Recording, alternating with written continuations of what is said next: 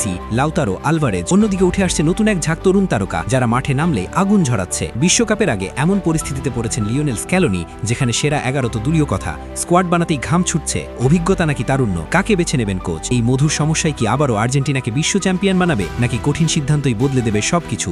চলুন জেনে নেই বিস্তারিত। ফুটবল বিশ্বকাপ যত এগিয়ে আসছে ততই জমে উঠছে দল গঠনের লড়াই। আর বর্তমান বিশ্ব চ্যাম্পিয়ন আর্জেন্টিনার জন্য এই লড়াইটা যেন অন্য সবার চেয়ে আলাদা, কারণ তাদের সামনে এখন এক বিরল মধুর সমস্যা। দলে জায়গা দেওয়ার মতো খেলোয়াড় অনেক, কিন্তু জায়গা সীমিত। কোচ লিওনেল স্ক্যালোনি চান সেরা স্কোয়াড নিয়ে বিশ্বকাপ মিশনে নামতে, কিন্তু সমস্যা হলো দলে একদিকে রয়েছে অভিজ্ঞতার পাহাড়, অন্যদিকে উঠে আসছে দুর্দান্ত ফর্মে থাকা তরুণদের ঢেউ। একদিকে আছেন লিওনেল মেসি, লাউতারো মার্টিনেজ এবং জুলিয়ান আলভারেজের মতো পরীক্ষিত তারকারা, যারা বড় মঞ্চে নিজেদের প্রমাণ করেছেন বহুবার। অন্যদিকে ঘরোয়া ও আন্তর্জাতিক ফুটবলে দারুণ পারফরমেন্স করে নিজেদের জায়গা দাবি করছেন এক ঝাঁক তরুণ ফুটবলার। সম্প্রতি আর্জেন্টাইন লিগে রিভার প্লেটের হয়ে খেলতে নেমে অসাধারণ এক গোল করে আলোচনায় এসেছেন তরুণ মিডফিল্ডার সেবাস্টিয়ান দিসি। তার গতি, আক্রমণ তৈরি করার ক্ষমতা এবং আত্মবিশ্বাস সবকিছুই তাকে জাতীয় দলে জায়গা পাওয়ার দাবিদার করে তুলছে। শুধু তাই নয়, একই ম্যাচে তরুণ ফরওয়ার্ড কিলিয়ান আব্রারও দেখিয়েছেন নিজের প্রতিভার ঝলক। তার গোল করার সহজাত ক্ষমতা ইতিমধ্যেই নজর কেড়েছে ফুটবল বিশ্লেষকদের।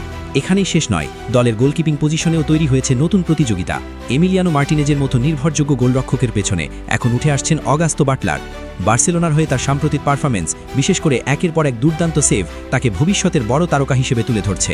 অন্যদিকে ব্রাজিলিয়ান লিগেও দেখা যাচ্ছে আর্জেন্টাইন তরুণদের দাপট। এই পরিস্থিতিতে সবচেয়ে বড় চ্যালেঞ্জ এখন কোচ স্ক্যালোনির সামনে। তিনি কি ভরসা রাখবেন অভিজ্ঞ খেলোয়াড়দের ওপর, নাকি ঝুঁকি নিয়ে সুযোগ দেবেন নতুন প্রজন্মকে? কারণ বিশ্বকাপের মতো বড় মঞ্চে অভিজ্ঞতা যেমন গুরুত্বপূর্ণ, ঠিক তেমনই প্রয়োজন তরুণদের গতি, এনার্জি এবং নতুনত্ব। সব মিলিয়ে বলা যায়, আর্জেন্টিনা এখন শুধু একটি শক্তিশালী দল নয়, বরং এটি একটি পরিপূর্ণ স্কোয়াড, যেখানে প্রতিটি পজিশনের জন্যই রয়েছে একাধিক বিকল্প। এখন দেখার বিষয়, এই মধুর সমস্যার সমাধান কিভাবে করেন লিওনেল স্ক্যালোনি।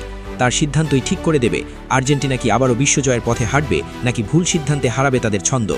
একটাই কথা, এই লড়াই শুধু মাঠে নয়, স্কোয়াড নির্বাচনের টেবিলেও সমান উত্তেজনাপূর্ণ।